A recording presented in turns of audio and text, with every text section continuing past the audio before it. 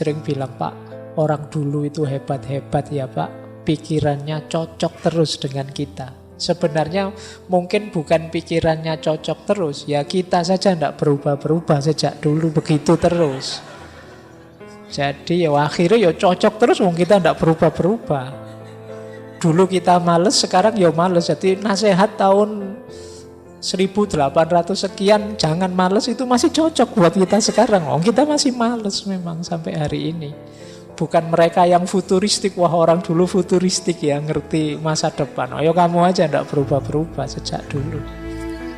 Jadi ini ciri budaya kita dulu. Baik, kita lanjutkan.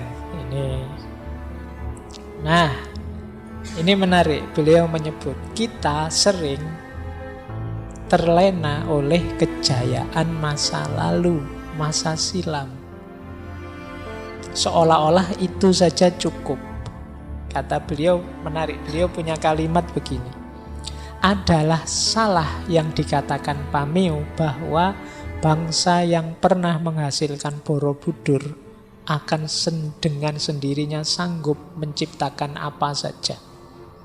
Itu adalah satu kebanggaan, bahkan kesombongan yang sangat berlebihan. Pameo tersebut harusnya ditulis kembali dengan sedikit rendah hati dan berbunyi, bangsa yang pernah menghasilkan Borobudur mungkin sekali dapat menghasilkan Borobudur yang baru selama bangsa itu bersedia membuka diri bagi ilmu pengetahuan dan teknologi yang baru.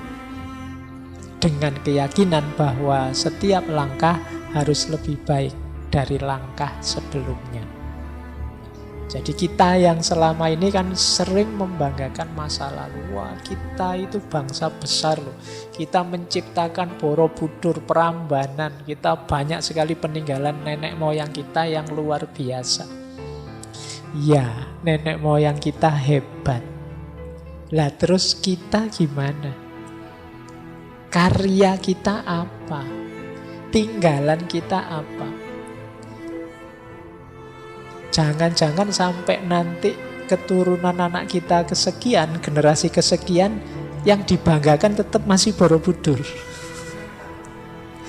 Kita sudah sekian generasi, kebanggaannya masih Borobudur juga. Loh, kapan kita bisa menciptakan karya semonumental setara Borobudur sehingga anak cucu kita mungkin generasi kesekian nanti yang dibanggakan tidak hanya Borobudur. Jadi dia bisa, oh ini kalau generasi sekian Borobudur ini, generasi sekian Prambanan, generasi sekian.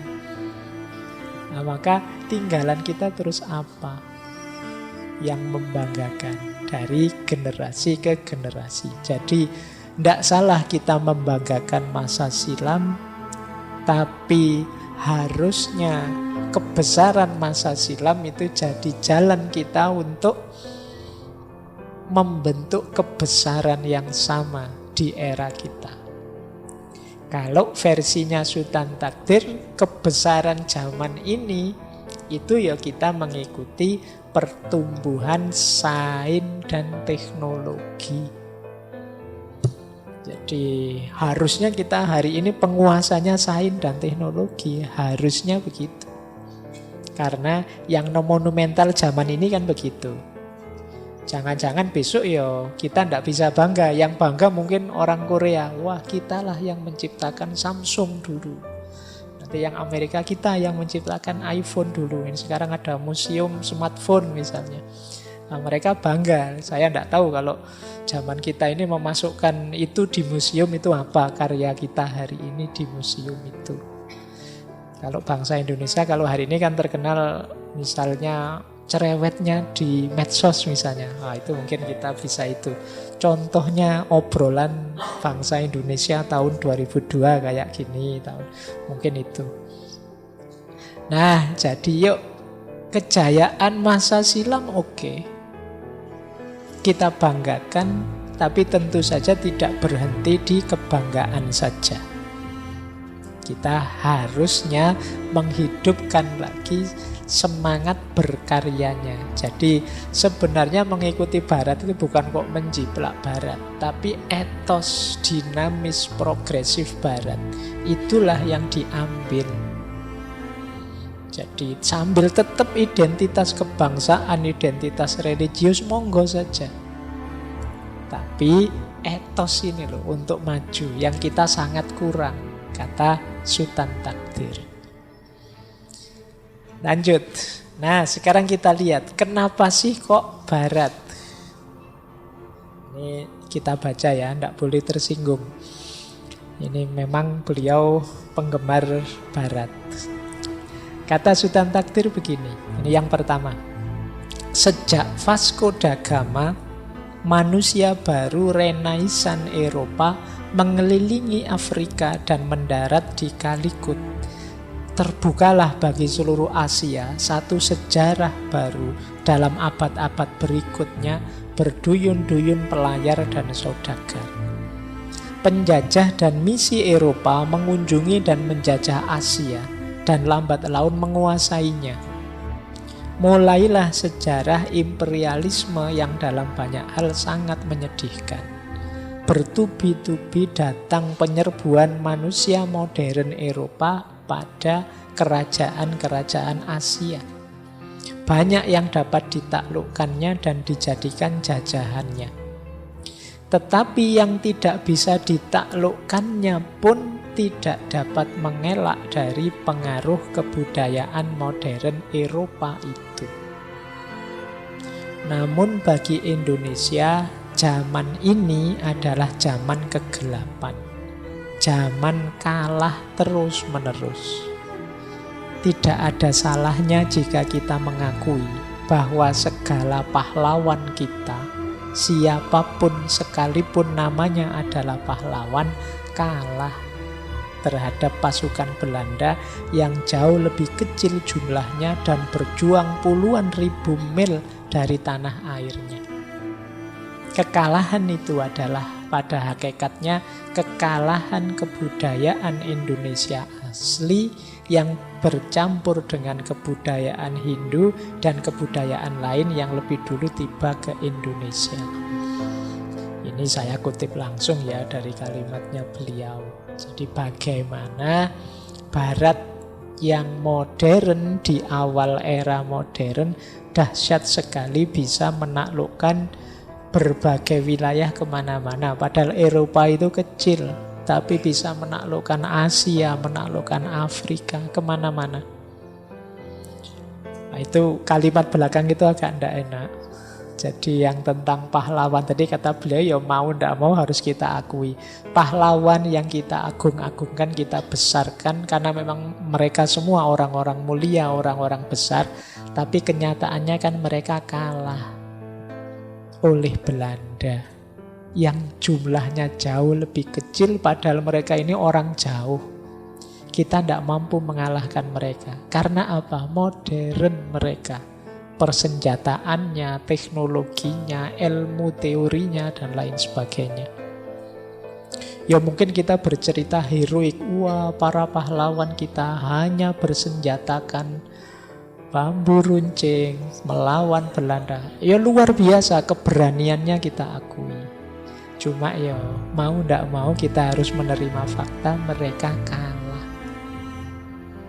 Belanda urik pak, mosok orang diajak berunding terus ditangkap. Ndak etis itu namanya. Wah itu ya siasatnya dia begitu biar bisa menang. Jadi kita kurang hati-hati. Nah, di titik-titik ini ya yang dikritik oleh Sutan. Bukan berarti para pahlawan itu tidak ada harganya. Mereka luar biasa, patriotismenya, cinta tanah airnya luar biasa. Hanya saja kita kalah teknologi, kalah ilmu, kalah modern, sehingga mudah kalah. Kalau katanya Francis Bacon dulu kan Barat itu senjatanya 3, bisa menaklukkan kemana-mana. Yang pertama kompas, yang kedua mesin cetak, yang ketiga mesiu, senjata api. Ya kalau memang perang dengan senjata api kan simpel. Kita bawa keris, bawa bambu runcing, bawa tombak, Kita belajar jurus ini, jurus itu puluhan tahun. Kita baru pembukaan jurus apa, sekali tarik, dor, selesai. Jadi zaman itu teknologi yang menang. Jadi ini ya rada nyelkit memang pandangannya Sultan Takdir ini, tapi ya faktanya begitu. Penguasaan teknologi, modernisme jadi kunci. Saya lanjutkan. Keutamaan Barat lagi. Dia mengkritik begini. Selama ini masih ada beberapa golongan yang dengan tiada sengaja dan tiada insaf telah menina-bubukkan rakyat dengan ucapan-ucapan yang kosong dan tidak berarti. Timur itu halus budinya, tinggi kebatinannya, mulia jiwanya. Kalau Barat itu egois, materialis, intelektualistis. Mereka menganggap bahwa seolah-olah semua orang Timur itu wali yang suci. Dan semua orang Barat itu penjahat yang tidak punya hati. Jadi kita akan sering begitu menggambarkannya. Pasti akan kaget orang-orang ini kalau mendengar ucapan yang mengatakan bahwa orang Timur harus berguru pada orang Barat. Tetapi meski bagaimana sekalipun tidak enak bunyinya, semboyan bahwa kita harus belajar pada Barat, meski bagaimana sekalipun sedih hati kita memikirkan hal demikian, dalam hal ini rasanya kita tidak dapat milih. Kenapa? Kita memang tertinggal di bidang ilmu pengetahuan, sains, teknologi. Kalau saya bilang dengan kalimat, kata Sultan Takdir, orang Timur harus belajar ke Barat, itu kan rasanya ganjel. Rasanya tidak enak ya. Padahal kita selama ini membanggakan Timur. Timur itu orangnya suci, bersih. Orangnya itu batinnya dalam, hidupnya tidak dangkal. Orang Barat apa, cuma lihat materi, cuma lihat. Kita itu sudah dalam, tidak hanya materi. Di balik materi kita tahu ada penunggunya, ada hantunya, ada danyangnya.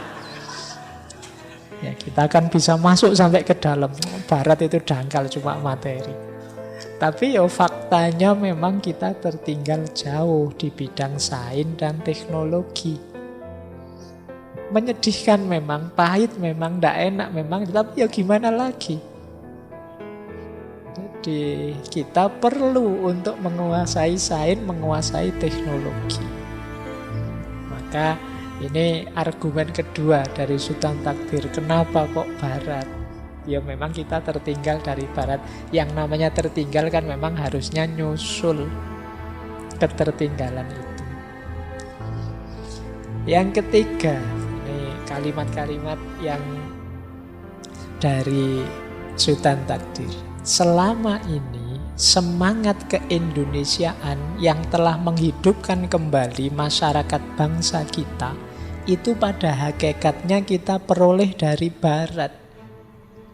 Seperti misalnya Budi Utomo, lahir seperempat abad yang lalu di kalangan rakyat kita yang mendapat didikan Barat dan rapat bergaul dengan orang-orang Barat.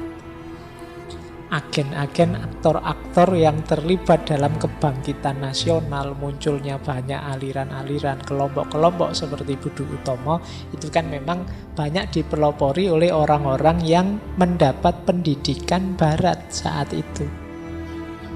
Dan punya banyak teman Barat. Cara berorganisasi yang dipakai sebagai pengganti persatuan menurut keturunan dan tempat kediaman yang terdapat di zaman pra-Indonesia itu kan gaya organisasi Barat. Jadi munculnya organisasi-organisasi modern, lembaga-lembaga modern itu kan hakikatnya ya mengambil terinspirasi dari organisasi-organisasi Barat. Dalam segala pergerakan kebangunan bangsa kita yang serupa organisasi cara modern, yang memegang pimpinan ialah mereka yang mendapat didikan Barat atau sekurang-kurangnya mendapat pengaruh Barat, Atau mungkin yang banyak baca buku juga tentang Barat.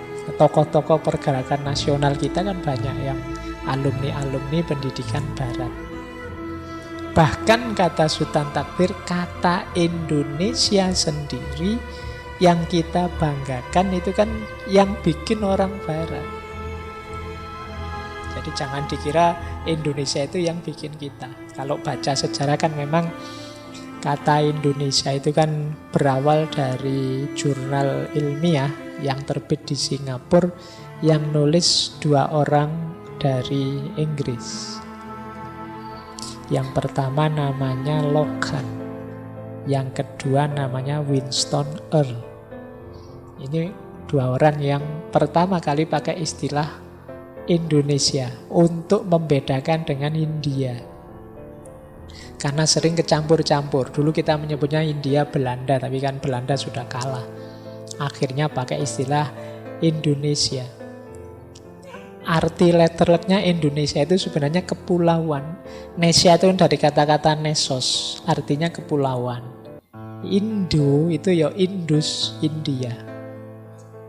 Jadi kita itu negara Indonesia. Kalau makna letternya negara kepulauan Hindia. Zaman dulu untuk membedakan itu pakai istilah Hindia Belanda karena kita dijajah oleh Belanda. Lu asal-usulnya itu. Jadi bukan ada wali yang kemudian dapat ilham, tidak begitu. Ya, itu sekitar tahun 1854-an lah. Nanti dipakai oleh para tokoh pejuang kita, misalnya muncul Harian Indonesia Merdeka, itu tahun 1924-an. Jadi maka kata Sultan Takdir, ngapain sih gengsi-gengsi dengan Barat? Wong yo nama Indonesia saja itu juga yang menciptakan atau yang mengusulkan pertama dengan nama itu ya orang-orang Barat. Dan pergerakan nasional sampai lahirnya kemerdekaan itu banyak dipelopori oleh tokoh-tokoh yang mendapat didikan Barat, termasuk tokoh-tokoh Budi Utomo dan lain-lain. Ya karena memang zaman itu kita bangsa yang dijajah, pendidikan tinggi yang ada di Indonesia ya tetap penyelenggaranya ya penjajah. Baik, jadi ini fakta-fakta mungkin agak ganjel di kita, tapi kenyataannya begitu. Kita lanjutkan ya. Jadi itulah mengapa nanti Sultan Takdir bilang, yuk kita jangan malu-malu mengejar ketertinggalan, belajar dari Barat. Kalau sekarang mungkin sudah tidak malu ya, kita kan pengen dapat beasiswa ke Jerman, pengen dapat beasiswa ke Inggris, kan sekarang biasa ya. Meskipun kadang-kadang kalau ceramah masih anti Barat.